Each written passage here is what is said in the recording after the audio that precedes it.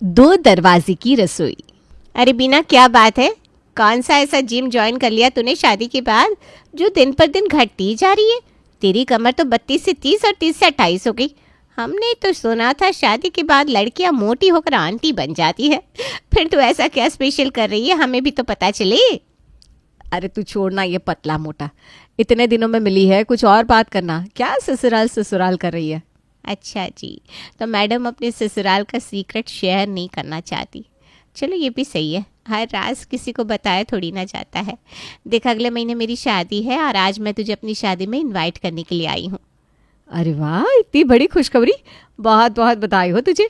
सिर्फ बधाई नहीं, प्लीज़ मेरे लिए विश भी करना कि मुझे भी ऐसा ससुराल मिले कि मेरा ये ज़िद्दी वज़न तेरी तरह कम हो जाए। ऐसा मत बोल यार, तुझे अच्छा ससुराल मिले, बहुत अच्छा पति मिले और सबसे अच्छी सास मिले, लेकिन मेरे जैसा ससुराल मिले ये कभी नहीं चाहूँगी मैं। ऐसा क्यों बोल रही है? तू खुश नहीं है क्या?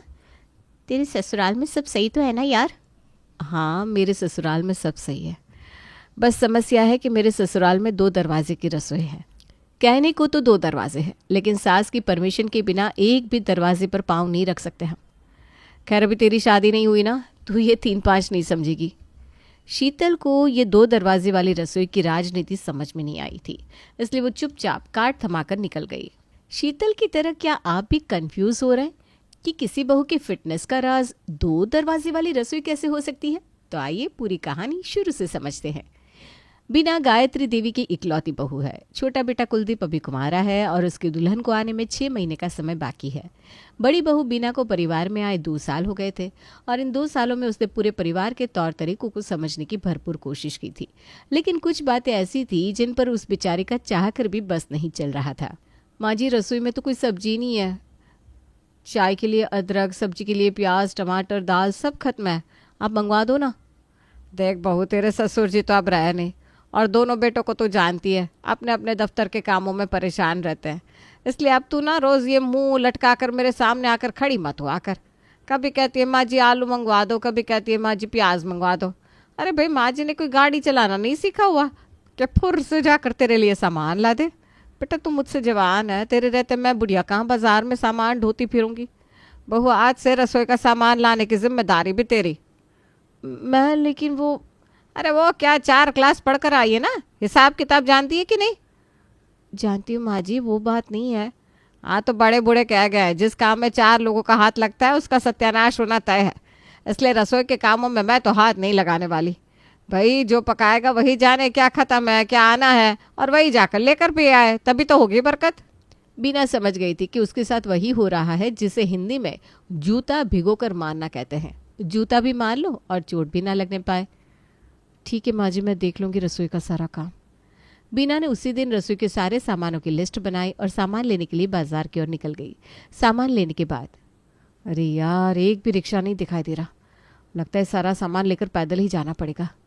किसी तरह सामान लेकर घर पहुंची तो देखा कि सासू माँ मुंह टेढ़ा किए बैठी हैं। क्या हुआ माँ जी, आप कुछ नाराज़ लग रही हैं? बहू, पहले घड़ी की तरफ नज़र घुमा ले। अरे कब खाना बनाएगी, कब खिलाएगी सबको? वो माँ जी, बाजार में काफ़ी समय लग गया, उसके बाद रिक्शा भी नहीं मिला तो मैं पैदल ही लेकर आई हूँ। आप रुकिए, मैं अभी खाना बना कर लाती हूँ। उसकी कोई ज़रूरत नहीं है, खाना मैं बना चुकी हूँ और खा भी चुकी हूँ। थैंक यू माँ जी, बहुत तेज़ भूख लगी थी, मैं भी ना जल्दी से खाना खा लेती हूँ। मैं बिना बात ही इतनी टेंशन ले रही थी कि घर जाकर सबसे पहले खाना बनाना पड़ेगा और उसके बाद खाने को नसीब होगा। थैंक यू माँ जी, बैठ इधर। आज तू अच्छी तरह नियम समझ ले घर के।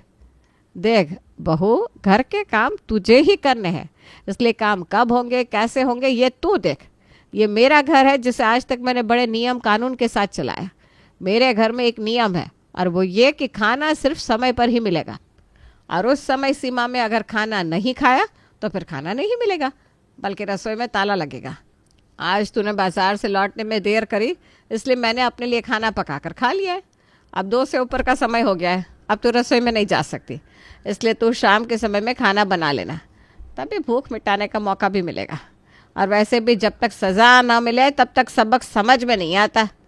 आज जब तुझे सज़ा मिलेगी ना तो कल से तू खुद ब खुद समय से खाना बनाने लगेगी। बीना को सास की बात बिल्कुल भी समझ में नहीं आई थी। ये कैसा हिटलर शाही का नियम है कि अगर किसी वजह से खाना बनाने में देर हो जाए तो खाना खाने को ही नहीं मिलेगा। अरे माँ जी, मैं कोई बाजार में टहलने थोड़ी ना गई थी। एक तो इतनी दोपहर में मैं रसोई का पूरा राशन अकेले ही लेकर आई हूँ। रिक्शा नहीं मिला तो 2 किलोमीटर से पैदल पैदल घर आ रही हूँ, और आप इनाम में मुझे भूख हड़ताल पर बैठने का फरमान सुना रही हैं। ये कैसी बात हुई? मैं खाना खाने जा रही हूँ, मुझे आपका ये नियम स्वीकार नहीं है। ऐ चिड़िया, ज़्यादा पंख मत फड़फड़ा। जो मैंने कहा कान खोल कर सुन ले, और मैं ये बात दोबारा रिपीट नहीं करूँगी।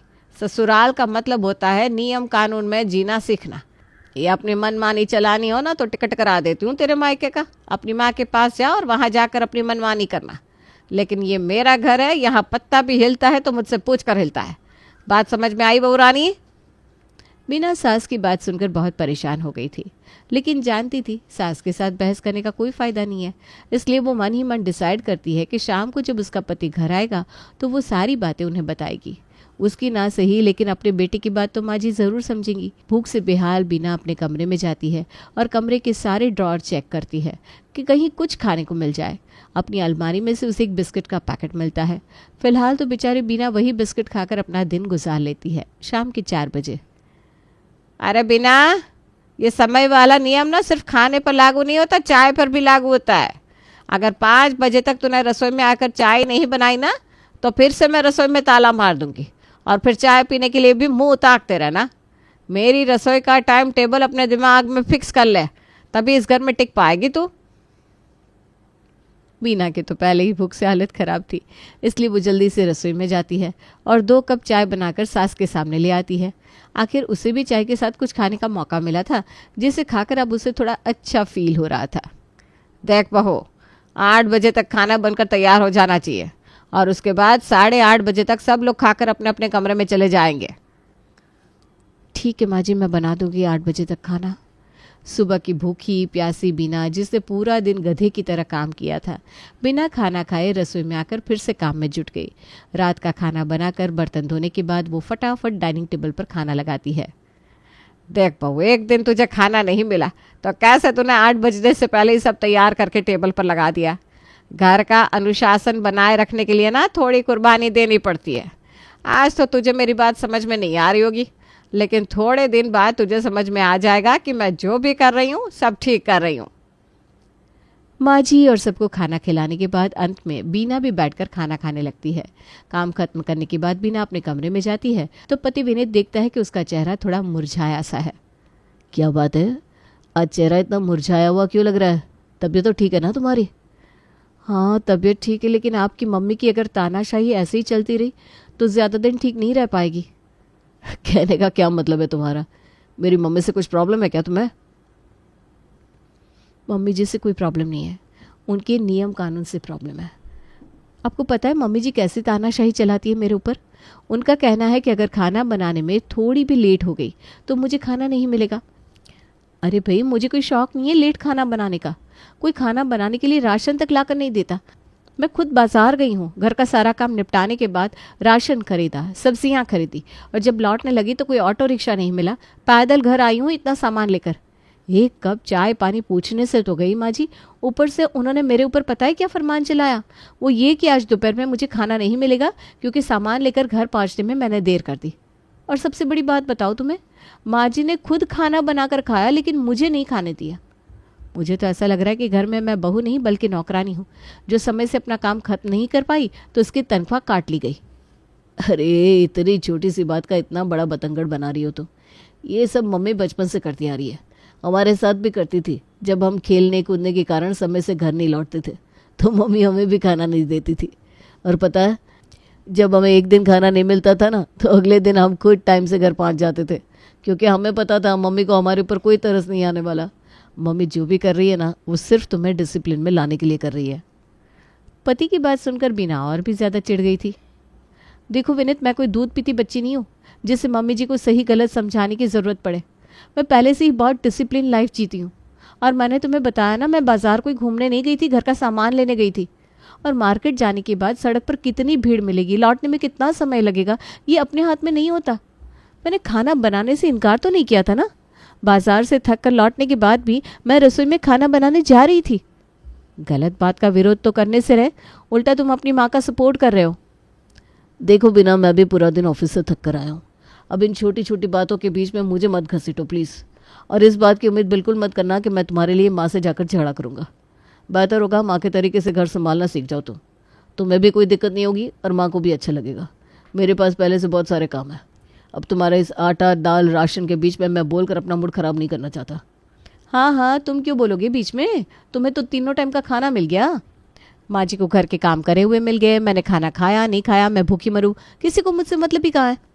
बिना गुस्से में थी। काफ़ी देर तक वो गुस्से में बड़बड़ाती रहती है, लेकिन ये देखकर उसे बहुत हैरानी होती है कि पति विनीत को उसकी बातों से कोई फ़र्क नहीं पड़ रहा था, बल्कि उसे तो अपनी माँ की बात ही ठीक लग रही थी। अब क्योंकि समय पंख लगाकर उड़ता जा रहा था, 6 महीने बाद देवरानी वंदना भी दुल्हन बनकर घर में आ गई।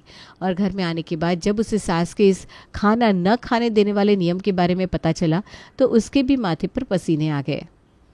भाभी, ये कैसा बेतुका नियम है? कभी कभार घर का खाना बनाने में, घर के काम निपटाने में थोड़ा बहुत लेट तो हो ही जाता है। इसका ये मतलब तो नहीं ना कि बहू को खाना ही मत दो। इस घर का तो यही नियम है छोटी। जब खाना बनाने में मुझे लेट हो रहा होता है ना, तो माँ जी बस चुपचाप घड़ी देखती रहती है, और जैसे ही रसोई का समय पूरा होता है वो चुपचाप जाकर ताला लगा देती है। जब तक मैं काम निपटा कर रसोई में आती हूँ, रसोई में ताला लटका हुआ मिलता है। ये दोनों भाई तो बाहर जाकर कुछ न कुछ खा ही लेते। घर में बच जाती हूँ सिर्फ मैं और माँ जी, और इस तरह मैं बिना खाना खाए पूरा दिन बिताती हूँ। और ये कोई आज की बात नहीं है, जब से मेरी शादी हुई है तब से लगातार यही हो रहा है मेरे साथ। तुझे पता है, जब मेरी शादी हुई थी ना, 62 किलो वज़न था मेरा, और आज सिर्फ 55 किलो। और इतने सालों में ये वज़न कम करने के लिए मैंने कोई खास मेहनत नहीं की। बस माँ जी का ये हिटलर शाही का नियम बहुत है मेरा वज़न कम करने के लिए। एक बात बताइए भाभी, ये हमारी रसोई में 2 दरवाजे क्यों हैं? पता नहीं, माँ जी कहती है कि ससुर जी ने वास्तु के हिसाब से 2 दरवाजे बनवा दिए थे। वैसे हम तो एक ही दरवाज़ा इस्तेमाल करते हैं। जो दूसरा दरवाज़ा है ना, वो माँ जी के कमरे की तरफ खुलता है। इसमें हमेशा ताला ही लगा रहता है। अरे तू छोड़ना इन दरवाज़ों का चक्कर, जल्दी जल्दी काम में हाथ बटा। खाने में लेट हो गया तो फिर हम दोनों को आज भूख हड़ताल पर ही रहना पड़ेगा। वंदना को घर में आए कुछ महीने बीत चुके थे, और बीना के साथ साथ वंदना भी सास के टॉर्चर का लगातार शिकार हो रही थी, जिससे दोनों ही बहुएं बहुत परेशान थी। एक दिन, भाभी, जब से मेरी शादी हुई है ना, एक भी बार घर से बाहर नहीं गए। ना कभी हम मूवी देखने जाते हैं, ना बाहर खाना खाने। कभी कभी तो मुझे ऐसा लगता है मेरी शादी नहीं हुई, बल्कि मुझे सज़ा सुनाई गई है इन 4 दीवारियों में कैद रहने की। क्या कहूँ छोटी, तेरी शादी को तो अभी कुछ ही महीने हुए हैं, मेरी शादी को तो सालों बीत गए। लेकिन फिर भी मैं पति के साथ कहीं बाहर जाने की हिम्मत नहीं कर पाती। ऐसा नहीं है कि विनीत मुझे साथ ले जाने के लिए नहीं कहते, लेकिन मैं जानती हूँ ना, घर से बाहर जाने का मतलब है लौटते हुए वहाँ से देर तो हो ही जाएगी, और अगर बाहर से लौटते समय देर हुई तो घर आकर खाना नहीं मिलेगा। भाभी, जब हम लोग बाहर घूमने जाएंगी तो खाना भी बाहर से खाकर लौटेंगे। फिर हमें इस बात की चिंता नहीं करनी पड़ेगी कि घर पहुँचने में लेट हो गए तो रसोई में ताला लग जाएगा। जहाँ तक तेरी सोच जाती ना छोटी, सासू माँ उससे 4 कदम आगे है। माँ जी का ये नियम है, जाओ कहीं भी लेकिन खाओ घर में आकर। बाहर खाना खाने की घर में किसी को परमिशन नहीं है। और उनके जो 2 सुपुत्र है ना, वो माँ के कहे को पत्थर की लकीर समझते हैं। ऐसा हो ही नहीं सकता कि हम घर से बाहर जाएं और माँ जी की नज़र बचाकर वो हमें कुछ बाहर खिला दे। माँ जी की मर्जी के बिना घर में पत्ता भी नहीं हिल सकता। इसलिए इन सब बातों के बारे में सोचना छोड़ दे और इसी माहौल में ढलना सीख जा। एक दिन, भाभी, हम लोग रोज़ बाज़ार जाते हैं और सिर्फ घर की ज़रूरत का सामान लेकर वापस आते हैं। मुझे अपना कुछ पर्सनल सामान लेना है बाज़ार से, लेकिन खाने की चिंता में बाज़ार जाने का मौका ही नहीं मिलता। अच्छा चल, जो होगा देखा जाएगा। दोनों देवरानी जिठानी अपनी तरफ से पूरी कोशिश करती हैं कि वो समय से शॉपिंग का काम निपटाकर अपने घर लौट सके, लेकिन जैसे ही बाजार से निकलने लगती है, सामने से वंदना की सहेली नजर आती है। अरे वंदना, कितने दिनों बाद दिखाई दी। तू तो मायके भी आती है तो एक ही दिन में भाग जाती है। दोस्तों से मिलने का मन नहीं करता क्या तेरा? ऐसी बात नहीं है यार, वो एक्चुअली आज मुझे ना थोड़ा सा लेट हो रहा है। मैं तुझसे फ़ोन पर बात करती हूँ ना। अरे तू तो ऐसे रिएक्ट कर रही है जैसे बहू नहीं बनी देश की प्राइम मिनिस्टर बन गई है। सहेली के लिए 5 मिनट नहीं निकाल सकती क्या? देख, आज मैं तेरी एक भी बात नहीं सुनने वाली। अरे यार, कम से कम एक कॉफ़ी तो पी सकते साथ में बैठकर। वंदना बेचारी ना ना करती रह जाती है, लेकिन सहेली आज कहाँ मानने वाली थी। वो उसका हाथ पकड़कर घसीटते हुए उसे पास ही में कॉफ़ी शॉप में ले जाती है। किसी तरह दोनों देवरानी जेठानी सफ़ेद चेहरे के साथ अपनी कॉफ़ी ख़त्म करती है और शॉपिंग बैग उठाकर घर की ओर भाग लेती है। घर पहुंचकर, आ गई महारानी? पूरा बाजार खरीदने गई थी क्या, जो इतना टाइम लग गया? ठीक है, लगाओ बाजार में टाइम। आज अपने शॉपिंग के बैग देख कर ही पेट भर लेना, खाना नहीं मिलेगा। अपने बेटों को तो मैंने पहले ही फ़ोन कर दिया है कि आज घर में खाना नहीं बनेगा, वो अपना इंतज़ाम बाहर ही कर ले। आज तुम दोनों अपने अपने बैग को सीने से लगाकर सो जाना, समझ गई? दोनों देवरानी जिठानी बेचारी मुंह लटकाकर अपने अपने कमरे में लौट जाती हैं। रात के तकरीबन 11:30 बज रहे थे। देवरानी वंदना को याद आता है कि आज उसने दही भी नहीं जमाई, क्योंकि रसोई में तो ताला लग गया था। इसलिए रसोई की चाबी मांगने के लिए वो सास के कमरे में जाती है। सास के कमरे में जाने पर वो देखती है कि सासू माँ के कमरे से लगकर जो रसोई में दरवाज़ा जाता था, जिसमें हमेशा ताला लगा रहता था, वो ताला आज खुला हुआ है। वंदना बड़ी हैरान हो जाती है और मम्मी जी कहते हुए पीछे पीछे रसोई में पहुंच जाती है। वहां का नज़ारा देखकर वंदना की आंखें खुली की खुली रह जाती है। अंदर वंदना की सासू माँ बड़े मज़े से रसोई में खाना खा रही थी। अरे बहू, तो इस समय रसोई में क्या कर रही है? तुझे पता है ना 8:30 के बाद रसोई में आना मना है। 8:30 के बाद रसोई में सबका आना मना है, तो आप ये बताइए, आप यहाँ क्या कर रही हैं? हम दोनों वहाँ भूखे सो रहे हैं और आप मज़े से खाना खा रही हैं। अब समझ में आया ये दूसरे दरवाजे का चक्कर क्या है। खूब पागल बनाया माँ जी आपने हमारा। अब बहू क्या बताऊं, मेरी सास ना मुझ पर बड़े जुल्म करती थी। खाना बनाने में थोड़ा सा लेट हो जाता तो खाना ही नहीं खाने देती थी। इस मुसीबत से बचने का मैंने एक उपाय निकाला। अपने कमरे से दूसरा दरवाज़ा बना लिया और जब मेरी सास सो जाती तो मैं अपने कमरे वाले दरवाजे से रसोई में जाती और मज़े से खाना बनाकर खाती और किसी को कुछ पता नहीं चलता। सास तो चली गई लेकिन मेरी आदत नहीं गई। इसीलिए तुम लोगों के सामने तो मैं रसोई में ताला लगा देती हूँ, लेकिन बाद में रसोई में जाकर चुपके से खाना खा लेती हूँ। वाह माँ जी वाह, आपकी सास ने जीवन भर आप पर जुल्म किया और आप वही जुल्म अपनी बहुओं पर कर रही हो। आप तो दूसरे दरवाजे से जाकर खाना भी खा लेती हो, लेकिन हमारे बारे में सोचा आपने? बेचारी भाभी, उनकी तो आंखों के नीचे काले गड्ढे तक हो गए। आपको थोड़ी तो शर्म आनी चाहिए। छोटी बहू की बात सुनकर अब तो सास के तेवर बिल्कुल ढीले हो गए थे और वो वादा करती है कि आज के बाद रसोई के दोनों दरवाजे सबके लिए हमेशा खुले रहेंगे और रसोई में कभी भी ताला नहीं लगेगा।